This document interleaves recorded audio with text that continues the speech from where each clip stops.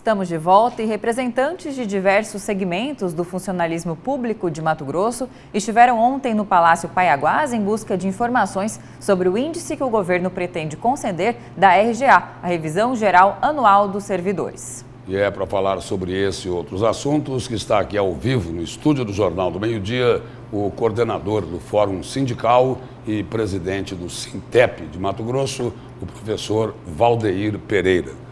Boa tarde, presidente. Seja bem-vindo aqui ao Jornal do Meio-Dia. Boa tarde, Lúcio. Boa tarde, Camila. Obrigado aí pelo convite. Estamos aí à disposição. Presidente, o secretário de Fazenda, Rogério Galo, esteve aqui no Jornal do Meio-Dia essa semana e disse o seguinte: olha, nós estamos aguardando o anúncio do índice oficial da inflação de 2022 para encaminhar o projeto para a Assembleia Legislativa. Essa é a reivindicação dos servidores públicos? Exatamente, Lúcio. A gente tem tomado conhecimento dessas declarações por parte dos meios de comunicação e a cobrança do movimento sindical do Estado de Mato Grosso é que o governo repasse isso para as entidades sindicais, uma vez que o mínimo que a gente compreende que deve ser garantido é o percentual integral da inflação. No nosso caso, a gente sempre aponta o INPC como parâmetro. Então, o que deixa os sindicatos insatisfeitos é que tanto o governo do Estado não reúne, a gente fica sabendo pelos meios de comunicação, e a data base hoje na legislação é maio. O governo afirmou que aplicará no mês de janeiro, mas essa vai ser uma alteração na legislação para as próximas revisões ou apenas nessa desse ano, como foi na do ano passado?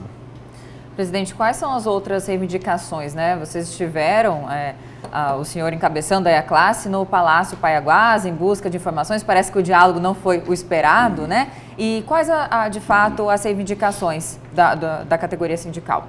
Hoje, além do RGA. Hoje o que é comum para todas as categorias é a questão da revisão geral anual, os passivos desde 2018 que não foi aplicado, o fim do confisco das aposentadorias e pensões e a realização de concursos públicos para a área da saúde, para a área meio, a Unemat que já está há praticamente 18 anos sem concurso público, então essas pautas são pautas comuns a todos os sindicatos. E há alguma sinalização de alguma delas, pelo menos? A questão dos aposentados é a mais sensível, né? Não, essa dos aposentados é um drama terrível, né? Então, o que a gente tem buscado é o governo para abrir esse canal de diálogo. E como iniciou uma nova gestão do governador Mauro Mendes, o que nós estamos buscando novamente é que receba um movimento sindical e que a gente não fique sabendo das coisas pelos meios de comunicação. Presidente, e as RGAs daqueles anos que os funcionários públicos não receberam, os servidores já desistiram ou não? Não desistiram não. Isso daí está judicializado? Não está judicializado, Lúcio, mesmo porque hoje nós já temos um entendimento por parte do TJ que mesmo reconhecendo o direito, ele depende da iniciativa do Poder Executivo. Então a gente tem buscado tem tentado que abra esse canal de conversação junto ao governador. Então tem que convencer o governo. Tem que convencer o governo. Então mesmo que tenha decisão, e a nossa experiência já tem mostrado isso em diversas redes municipais e outros estados, que você tem, o judiciário diz, é direito, mas ele não pode obrigar pela autonomia e independência que existe entre os poderes. Presidente, em relação às reformas que são muito esperadas, né, em escolas, eu digo isso de todas as esferas do ensino público, né, que o senhor representa, em que pé está isso? Nós sabemos, né, em especial com as chuvas, a situação se agrava, que ainda estava muito, né, agravada anteriormente, e aí todos os dias nós recebemos aqui mensagens, né, telespectador, mães, pais, esperando uma resposta quanto a uma melhora na estrutura das escolas. A gente sabe que recurso não falta para isso, né? Como o Sintep tem acompanhado o andamento, o início dessas reformas?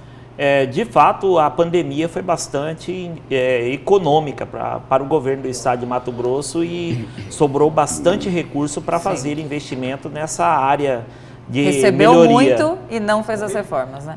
Alguns casos são reformas que têm algum tipo de pendência, mas de fato a gente precisa reconhecer que houve várias escolas aqui no estado que tinham uma condição muito precária e que melhorou. Agora, tem algumas outras que há alguns tipos de pendência de que empreiteiras foram contratadas e não tocaram a obra, então é coisa que não tem muita governabilidade sobre isso.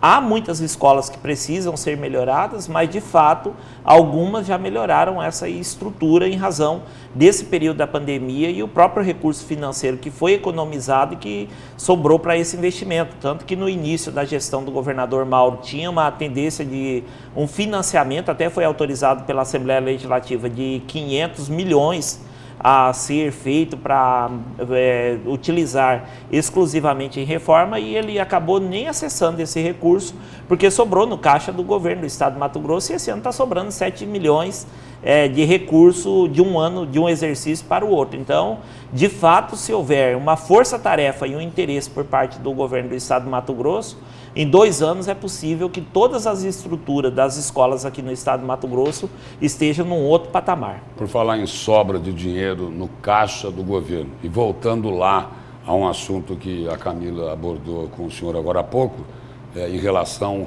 aos aposentados, essa taxa aí de 14% que é cobrada deles. A alegação do governo é a seguinte: tem sobra de caixa, mas para resolver a situação dos aposentados não tem espaço fiscal. Tem ou não tem?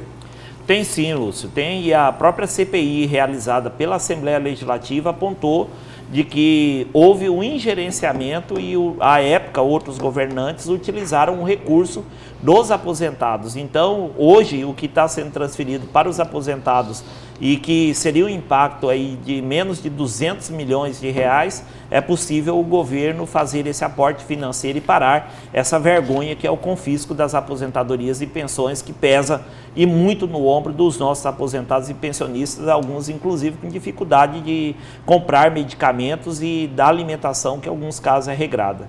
Presidente, obrigado pela presença e pelas informações aqui no Jornal do Meio-Dia. Eu que agradeço e desejar aí que o ano de 2023 seja um ano de muitas vitórias e que a gente possa sensibilizar o governador a abrir esses canais de negociação e a gente superar essas dificuldades que estão colocadas hoje nos ombros do funcionalismo público.